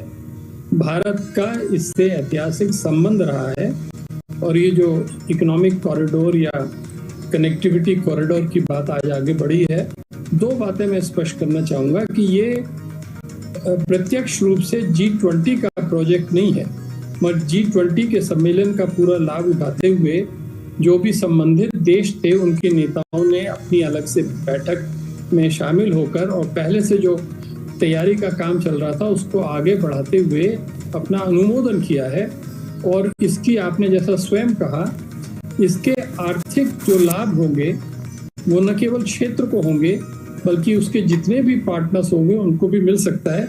हमें ये ध्यान रखना पड़ेगा कि ये बिल्कुल अभी शुरुआत है इस प्रोजेक्ट की, समय लगेगा, मगर इसके परिणाम अंत में सभी देशों के लिए, उनके लोगों के लिए, उनके बिजनेस के लिए और उनके नेतृत्व के लिए अच्छे होंगे, ऐसा माना जाता है। खास तौर से इसलिए क्योंकि इस क्षेत्र में बहुत वर्षों से लड़ाइयाँ होती रही हैं और यदि अब ये क्षेत्र पूरी तरह से विकास के रास्ते पर चल पड़ेगा, विकास पर अपना फोकस करेगा, तो निस्संदेह शांति बनाने के यत्न में जो भी पुराने संघर्ष हैं वो धीरे धीरे समाप्त होंगे, ऐसी आशा कर सकते हैं। जी, अम्बेसडर भाटिया, हम बात कर रहे हैं लगातार जिस तरह से आज रात का रात्रि भोज का आयोजन हो रहा है, हम ये भी देखते रहे हैं कि पिछले अगर हम 10 साल की बात करें, प्रधानमंत्री नरेंद्र मोदी, ये जो तमाम आमंत्रित देश हैं G20 में, इनमें से बहुत से ही देशों के साथ और लगभग सभी देशों के साथ द्विपक्षीय संबंध भी हैं।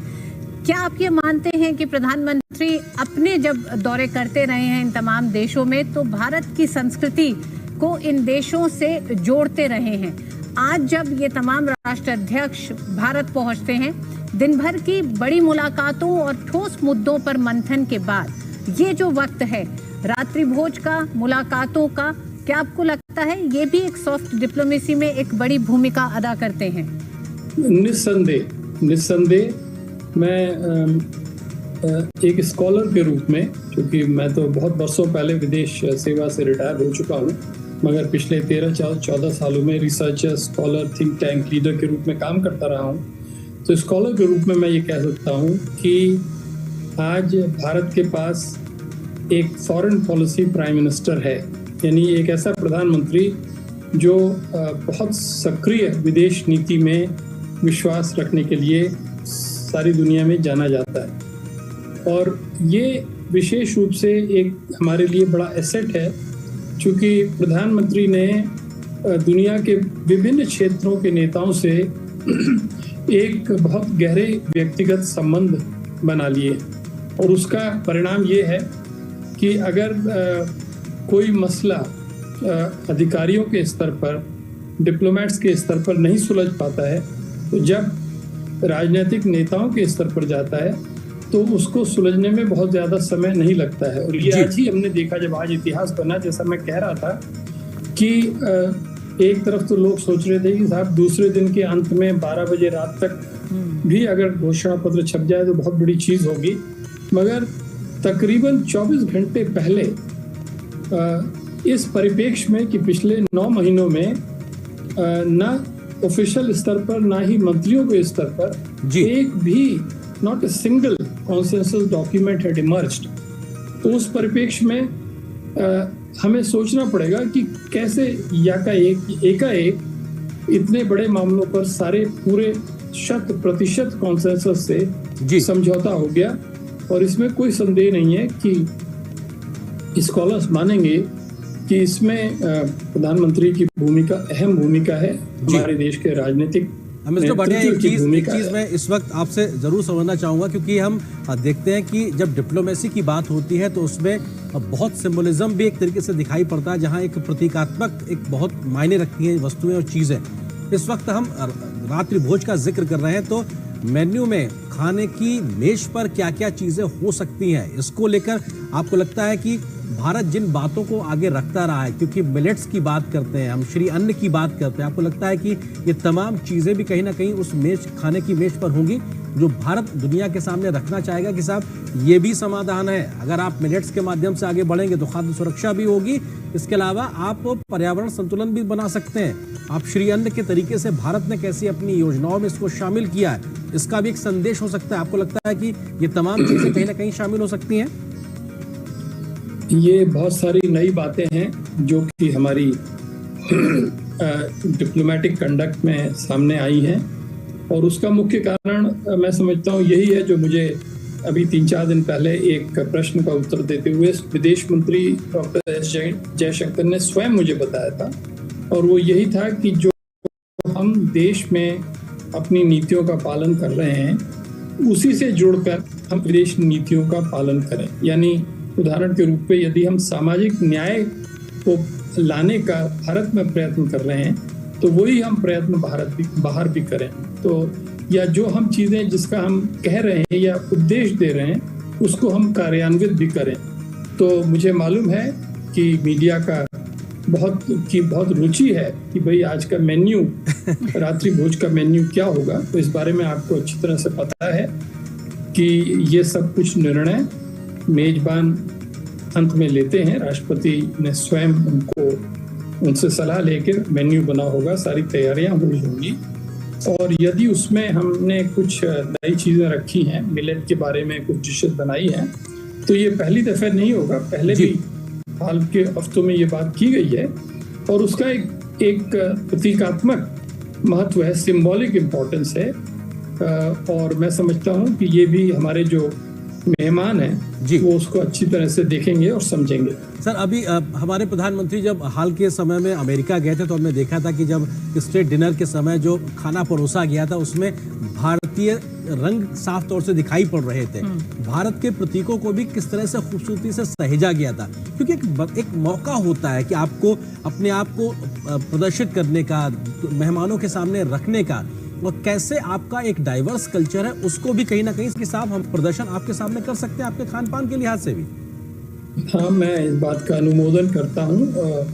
और दोनों तरफ से एक अगर अच्छा दृष्टिकोण रहे, मेज़बान की तरफ से और मेहमान की तरफ से, जो सत्कार करने वाला है उसकी तरफ से और जो अतिथि है उसकी तरफ से, चाहे वो रात्रि भोज वॉशिंगटन में हो रहा हो या पेरिस में हो रहा हो या दिल्ली में हो रहा हो, हमारा सबसे बड़ा धर्म यह है कि अतिथि को हम प्रसन्न करके उसको सुविधा के अनुसार उसको अपने घर में अच्छी तरह से सत्कार करके वापस करें।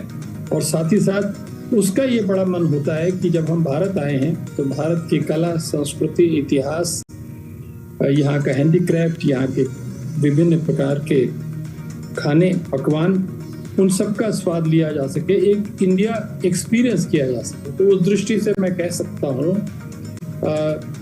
जो बार बार चीन के बारे में कहा जाता है, मैं कह सकता हूँ कि G20 की summit, it is a summit with Indian characteristics. यानी ये एक ऐसा सम्मेलन है जो भारत की पूरी छवि से जुड़ा हुआ है, उन दोनों चीज़ों को अलग नहीं किया जा सकता है।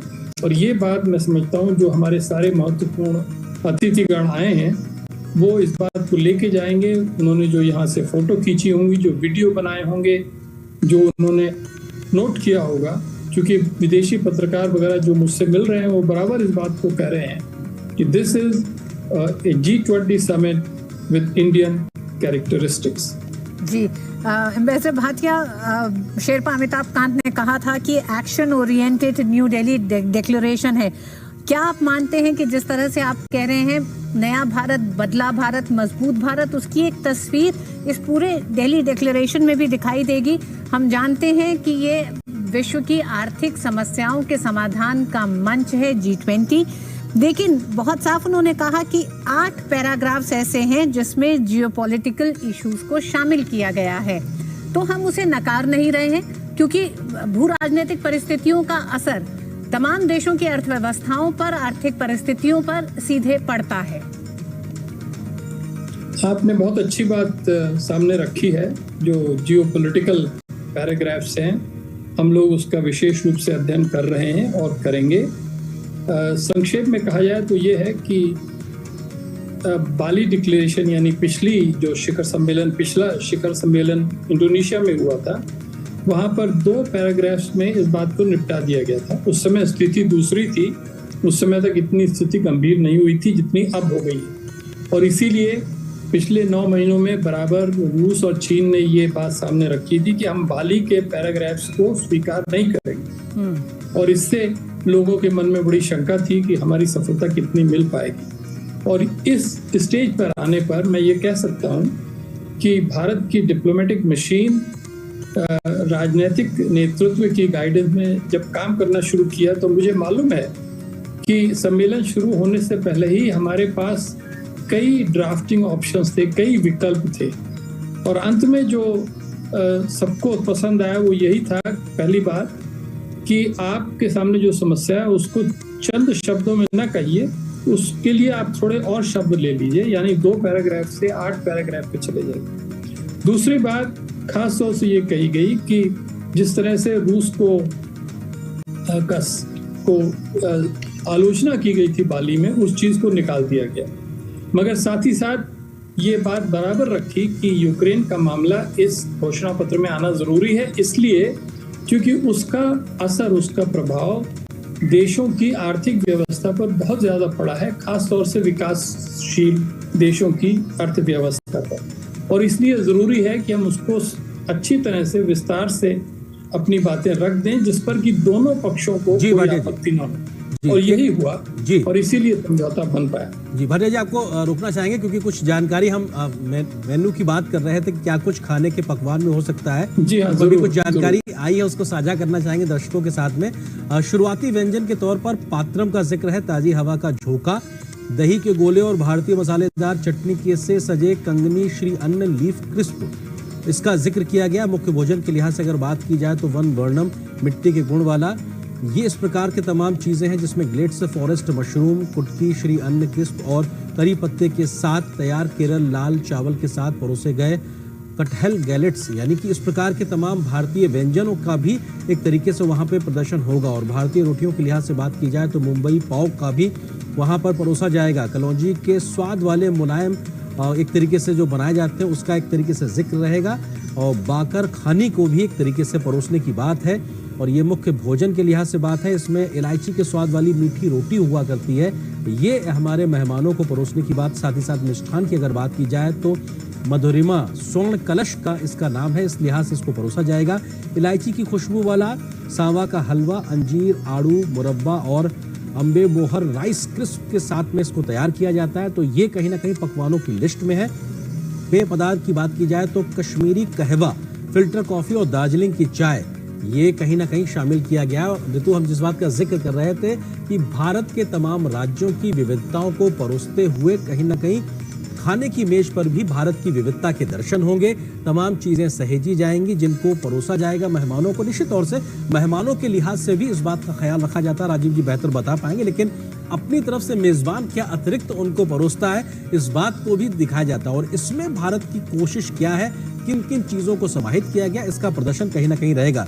मिस्टर भाटिया, G20 के पूरे इस सम्मेलन को, मतलब इसकी तैयारी से लेकर आज पहले दिन की शुरुआत रात्रि भोज में जिस तरह से अरेंद्र ने बताया कि खाने के लिए किन किन व्यंजनों को चुना गया है और तमाम राष्ट्र के तमाम राज्यों के व्यंजनों को चुना गया है, इसके लिए क्या आपको लगता है G20 के इस पूरे शिखर सम्मेलन को एक आम जनता के आयोजन के तौर पर भी इसे बनाया गया, संभ्रांत राष्ट्रों तक ही सीमित ना रख के? हम ये बात कह सकते हैं, क्योंकि मैंने ये आपसे स्वयं पहले कहा कि जो भारत की विविधताएं हैं हर क्षेत्र में, कला, संस्कृति, हैंडीक्राफ्ट, क्विजीन और आर्किटेक्चर, उन सबको देखते हुए हमारा यत्न यही रहा था, सरकार का यत्न यही रहा था कि जब बाहर से लोग आए, नेता आए, उन्हें भारत की जो डाइवर्सिटी है, भारत की जो वैरायटी है, उसका अनुभव करने का अवसर मिले। क्योंकि आखिर हम जानते हैं कि इतने बड़े नेता कभी कभी आते हैं, और एक साथ तो मेरे ख्याल से बहुत बरसों पहले कभी आए हों तो आए हों, मगर निस्संदेह ये जो शिखर सम्मेलन है, ये लिविंग मेमोरी में अपने आप में एक बड़ा सम्मेलन माना जाता है। और सबसे बड़ी चीज़ ये है कि हमने दोनों तरफ का ख्याल रखा है। एक तरफ जो भारत की सॉफ्ट पावर है वो पूरी तरह से शोकेस की गई है, दिखाई गई है, उसका प्रदर्शन किया गया है, जिसमें ये सारी बातें जो आप कह रहे हैं वो आ गई हैं। दूसरी तरफ जो भारत की इंटेलेक्चुअल और डिप्लोमेटिक पावर है, डेक्सटेरिटी है, चतुरता है, वो भी सामने आ गई है। सारे डिप्लोमेट्स भारत के और पत्रकार सारे इस बात को मानेंगे कि जिस तरह से हमारी टीम ने काम करके एक घोषणा पत्र बनाया, बहुत अच्छी बात थी।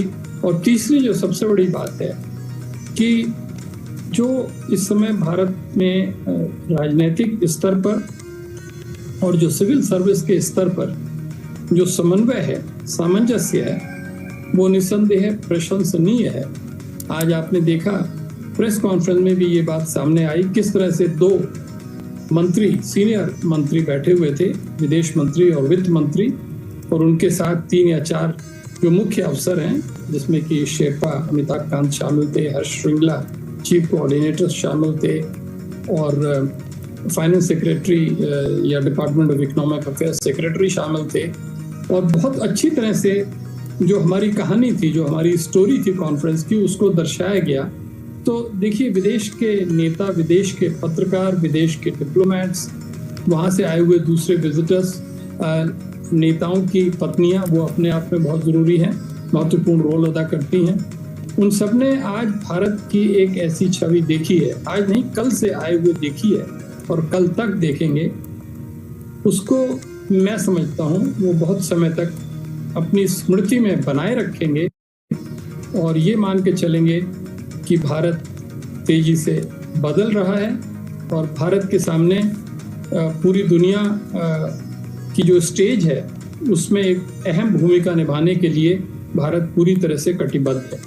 सर, जो दिल्ली डिक्लेरेशन में जो तमाम महत्वपूर्ण बातों का जिक्र किया गया है, उसमें इस बात को भी रेखांकित किया गया है कि ये तस्वीरें इस वक्त इटली की प्रधानमंत्री जॉर्जिया मेलोनी, इस वक्त प्रधानमंत्री उनका स्वागत करते हुए राष्ट्रपति द्रौपदी मुर्मू। निश्चित तौर से मेहमानों के आने का सिलसिला लगातार जारी है। हमने देखा कि कैसे जब आज इंडिया, मिडिल ईस्ट और उसके साथ साथ यूरोपियन यूनियन तक कॉरिडोर की, इकोनॉमिक कॉरिडोर की बात हुई थी, तो उस वक्त भी हमने देखा कि इटली किस प्रकार से उसमें साझा था। साथ ही साथ जब ग्लोबल बायोफ्यूल अलायंस का शुरुआत हुई है, उसमें भी इटली भारत के साथ खड़ा नजर आ रहा है। तो अपने आप में ये दिखाता बताता है कि आखिर कैसे तमाम मंचों पर तमाम देशों के साथ में भारत के बढ़ते सहयोग अपने आप में इस बात को इंगित करते हैं कि भारत के साथ मिलकर विश्व की बेहतरी के लिए कदम ताल करने को आज तमाम देश तैयार नजर आ रहे हैं, क्योंकि तमाम वैश्विक चुनौतियों के लिए भारत एक समाधान देता नजर आ रहा है। इंटरनेशनल सोलर अलायंस हो या फिर बायोफ्यूल अलायंस की बात हो, अमृता भाटिया, आपको लगता है कि ये भी अपने आप में एक बड़े महत्वपूर्ण इनिशिएटिव्स हैं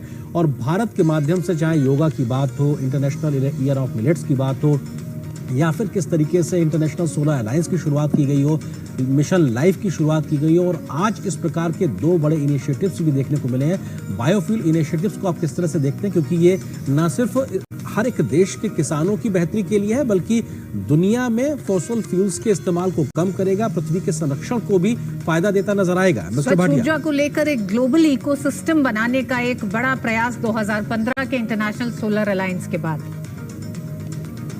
जी हाँ, ये सारे जो नए इनिशिएटिव्स हैं जिनके बारे में मैं ऐसा तो नहीं कह सकता हूँ कि मैं सबके बारे में विशेषज्ञ हूँ और सबके बारे में पूरी तरह से जानता हूँ, मगर जो उसका पॉलिटिकल और डिप्लोमेटिक प्रभाव है उसके बारे में मैं ज़रूर कह सकता हूँ कि इन सब इनिशिएटिव्स से, इन सब अलायंसेस से एक बात ज़रूर विश्व के सामने आ चुकी है, वो ये कि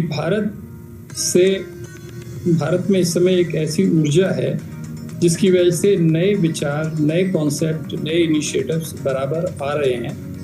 अब हमारी जिम्मेदारी बन जाती है कि हमको पूरी तरह से उनको कार्यान्वयन करना पड़ेगा, और वो तभी मुमकिन है जबकि दूसरे देशों का पूरा सहयोग मिले। आज इस नई दिल्ली घोषणा पत्र के द्वारा वो सहयोग हमें मिला है और इसमें कोई संदेह नहीं है कि जब ये G20 का कैरावान आगे बढ़ेगा तो भारत अपनी सीमा में रहते हुए पूरी तरह से जो आगे 2 प्रेसिडेंट बनेंगे नवंबर के बाद में, पहले ब्राजील फिर साउथ अफ्रीका, इन दोनों के साथ पूरा सहयोग करके, सहायता करके उनको भी उम्मीद करेगा कि वो भी उसी पथ पे चलेंगे जो कि आज G20 के नेताओं ने मिलकर बनाया है। और अंत में 2026 में जब अमेरिका G20 का नेतृत्व करेगा, तब तक हमें उम्मीद करनी चाहिए कि दुनिया की दिशा, दुनिया की स्थिति और दुनिया के सामने जो चुनौतियां हैं उनमें बहुत कुछ सुधार आ चुका होगा। सर, एक और जानकारी जो भी इस वक्त निकल के आई है, जहां पे ये डिनर राष्ट्रपति द्रौपदी मुर्मू जी के माध्यम से दिया गया है विश्व के नेताओं के, तो निश्चित तौर से भारतीय व्यंजन के साथ साथ भारतीय संगीत का भी एक तरीके से वहां पे प्रदर्शन है। और इस बात की जानकारी है कि संगीत मंडली गंधर्व अतोघम का जिक्र है, जिनके माध्यम से भारतीय वाद्य यंत्रों का, भारतीय परंपरा को वहां पे सामने रखा जाएगा मेहमानों के सामने। इसके बारे में जानकारी, गंधर्व अतोघम एक अद्वितीय संगीत संयोजन है जिसमें भारत भर के जो संगीत वाद्य यंत्रों का उत्कृष्ट सहवादन होता है। इसमें शास्त्रीय वाद्य यंत्रों के सामूहिक वादन के साथ हिंदुस्तानी, कर्नाटक, लोक और समकालीन संगीत की प्रस्तुति है। इसका वादन विलंबित लय यानी धीमी गति से शुरू होकर मध्य लय यानी मध्यम तेज गति से होता हुआ द्रुत लय यानी तेज गति पर समाप्त होता है। इसमें 77 प्रस्तुतिकर्ता हैं। इसमें 11 बच्चे, 14 महिलाएं, 5 दिव्यांगजन और 24 युवा कलाकार शामिल हैं, जिनको 23 पेशेवर कलाकारों द्वारा सहयोग प्रदान किया गया है। वे भारत के विभिन्न क्षेत्रों से आते हैं और अपनी पारंपरिक वेशभूषा पहने हुए हैं। निश्चित तौर से ये तमाम जानकारियां जो धीरे धीरे इस वक्त आ रही हैं, अपने आप में बेहद महत्वपूर्ण ऋतु। जी एम्बेसडर भाटिया, हम जानते हैं कि प्रधानमंत्री नरेंद्र मोदी जब विदेश यात्रा पर भी जाते हैं या फिर विदेशी मेहमान जब आते हैं उनसे मुलाकात करने, तो वो जिस तरह के उपहार को चुनते हैं उसमें भी भारत की संस्कृति, इतिहास की झलक होती है, उससे संबंधित होते हैं। तो निश्चित रूप से रात्रि भोज राष्ट्रपति ने दिया है, जिसमें भारत की संस्कृति की, परंपरा की झलक जरूर होगी। जिस तरह से तमाम विदेशी मेहमानों के रुकने के लिए 5 स्टार होटल्स ने अपनी अपनी तैयारी की, अलग अलग मेन्यू तैयार किया था, अलग अलग थीम से उन लोगों का स्वागत किया था। कहीं एक तरह से तुलसी के उसके साथ उनको माला पहना के स्वागत किया गया। तो ये सारी चीजें हमें लगता है कि रात्रि भोज में भी जरूर किसी न किसी रूप में शामिल होंगी, जो यादगार बनाएंगी तमाम राष्ट्र अध्यक्षों के लिए भी और उनके साथ जो उनकी पत्नियां आई हुई हैं उनके लिए भी। मैं पूरी तरह से सहमत हूं आपके साथ, और ये भी अपने सम्मेलन का एक बहुत महत्वपूर्ण पहलू है या अंग है। हमें हमेशा ध्यान रखना चाहिए कि नेताओं के साथ उनकी पत्नियां आई हुई हैं, कुछ नेता के साथ शायद उनके बच्चे भी आए हुए हैं, और फिर साथ ही साथ जो उनके प्रतिनिधि मंडल के वरिष्ठ सदस्य हैं, वो लोग भी अपने आप में बहुत महत्वपूर्ण भूमिका रखते हैं। आज जो मंत्री है, हो सकता है कल वही सीधी तस्वीरें इस वक्त अमेरिका के राष्ट्रपति जो बाइडेन इस वक्त पहुंचे हैं भारत मंडपम, और प्रधानमंत्री मोदी और राष्ट्रपति द्रौपदी मुर्मू के साथ में उनका स्वागत करते हुए। और निश्चित तौर से अमेरिका के राष्ट्रपति का ये दौरा बेहद महत्वपूर्ण, क्योंकि G20 के माध्यम से वैश्विक मसलों और मुद्दों पर कैसे मिलकर आगे बढ़ा जाए। अमेरिका के साथ भारत के बढ़ते संबंधों में हमने देखा है कि पीएम मोदी और राष्ट्रपति जो बाइडेन का अपने एक जो दोस्ती है, आपसी केमिस्ट्री है, उसका एक बड़ा रोल रहा है ऋतु। जी हाँ, और इस केमिस्ट्री की पहली झलक तब मिली जब राष्ट्रपति बाइडेन हवाई अड्डे पहुंचे भारत, और सीधे उसके बाद द्विपक्षीय वार्ता के लिए प्रधानमंत्री आवास पहुंचे। और वहां के वो जो दृश्य थे, 2 मजबूत लोकतंत्रों के एक साथ धमक करते हुए वो जो दृश्य थे, वो ये बताते थे कि किस तरह से आने वाले समय में वैश्विक चुनौतियों के हल की तरफ दोनों देश साथ चल रहे हैं। और हम इस समय देख रहे हैं जब प्रधानमंत्री नालंदा विश्वविद्यालय के बारे में राष्ट्रपति बाइडेन को बता रहे हैं। ये बताता भारत का इतिहास भी है, भारत पे जिस तरह के प्रहार हुए उस की भी बात ये बताता है नालंदा विश्वविद्यालय का ये दृश्य। दुनिया के सबसे बड़े और सबसे पुराने लोकतंत्र के प्रमुख नेता इस वक्त खड़े हुए हैं, और उनके बीच में इस बात की जानकारी को साझा करना। प्रधानमंत्री मोदी बता रहे हैं, भले ही आप दुनिया के सबसे पुराने लोकतंत्र हैं, लेकिन हमारी सदियों पुरानी लोकतांत्रिक जड़ें भी कहीं ना कहीं समाहित रही हैं इस प्रकार की व्यवस्थाओं में। तो निश्चित तौर से भारत आज जिन लोकतांत्रिक व्यवस्थाओं के माध्यम से दुनिया की वैश्विक व्यवस्थाओं को आगे बढ़ाने की बात करता है, उसके डीएनए में है, उसकी एक तरीके से जड़ों में है। और ये बात अपने आप में इस तस्वीर से भी ऋतु जाहिर होती है जब हम नालंदा की इस तस्वीर को बैकड्रॉप में देखते हैं, जहां पर प्रधानमंत्री इस बात का जिक्र करते हैं। हम शुक्रिया करेंगे राजीव भाटिया साहब का, जो हमारे साथ जुड़े हुए थे, और संभवतः हमारे सहयोगी ऋतु इस वक्त जुड़ गए। अशोक श्रीवास्तव हमारे साथ जुड़ गए हैं। जी अशोक, आप भारत मंडपम में ही मौजूद हैं, राष्ट्रपति बाइडेन भी पहुंच चुके हैं, रात्रि भोज की तैयारियां भी हो चुकी हैं। चाहेंगे दर्शकों को पता चले कि किस तरह का माहौल, क्या दृश्य, क्या तैयारियां, क्या रात्रि भोज में क्या परोसा जाएगा और क्या क्या उपहार भी हो सकते हैं। देखिए ऋतु, यहाँ इस वक्त अगर मैं कहूँ तो भारत मंडपम में बहुत ही जो मौसम है वो बहुत ही इस वक्त खुश मिजाज है। ठंडी ठंडी हवाएं चल रही हैं और पूरा भारत मंडपम के दृश्य हम लगातार देख ही रहे हैं कि किस खूबसूरती से बाहर से लेकर अंदर तक इसको सजाया गया है। अब सवाल ये है कि जो तमाम मेहमान जो आ रहे हैं, दुनिया भर से मेहमान आ रहे हैं, जब ये भोजन के लिए बैठेंगे तो इनको क्या परोसा जाएगा, ये भी बड़ा इंटरेस्टिंग एक लोगों के ज़हन में उत्साह होगा। क्योंकि हमने बर्तनों की बहुत सारी अब तक कहानियां देखी थी, सोने और चांदी के जो पानी चढ़े हुए जो हैं वो उन बर्तनों में उनको परोसा जाएगा। इस तरह के बर्तन तो हमने सब सुने। जहाँ तक भोजन की बात है, भोजन का मेन्यू भी जो है वो बड़ा ही, इसको कह सकते हैं कि उसको बहुत ही रुचिकर तरीके से बनाया गया है। इसमें जो है इस भोजन के मेन्यू में ही वसुधैव कुटुंबकम, एक पृथ्वी एक परिवार एक भविष्य के जो पूरी थीम है, उस थीम के आधार पर इसको तैयार किया गया है। और इस मेन्यू कार्ड में जो ऊपर है शरद ऋतु का जिक्र किया गया है, क्योंकि इस वक्त जो है भले हम लोग दिल्ली में बैठकर कहते हैं कि हाँ ये क्लाइमेट चेंज असर है, ये क्लाइमेट का जो संकट है उसके कारण है कि इस वक्त जो है जन्माष्टमी के बाद जैसी ठंडा मौसम होना चाहिए था वैसा मौसम जो है इस वक्त दिल्ली में नहीं है। लेकिन अगर हम ऋतुओं के चक्र के हिसाब से देखेंगे तो शरद ऋतु जो है उसकी शुरुआत हो चुकी है। तो बाकायदा इस मेन्यू कार्ड में बताया गया है कि शरद ऋतु के हिसाब से जो भोजन है उसको तैयार किया गया है, क्योंकि भारत में ऋतु के हिसाब से जो है भोजन को खाने की एक परंपरा रही है, उसी हिसाब से। और इस पूरे मेन्यू में आप देखेंगे तो इसमें पूरे भारत की एक तरह की झलक मिलती है। लेकिन इंटरेस्टिंग बात क्या वो भी मैं आपको बताऊं, और उससे पहले बताऊं कि अगर पेय यहाँ पर पीने के लिए क्या है, अगर वहां से मैं शुरू करूं तो कश्मीर का कहवा है, कश्मीरी कहवा है, और दार्जिलिंग की चाय है। अब आप देखिए कि एक भारत श्रेष्ठ भारत की हम बात करते हैं, तो कश्मीर का कहवा है और दार्जिलिंग की चाय है जो यहाँ मेहमानों को परोसी जाएगी, साथ में जो है कॉफी होगी। जहाँ तक खाने की बात है तो जो शुरुआती व्यंजन में जो है उसको नाम दिया गया है ताजी हवा का झोंका।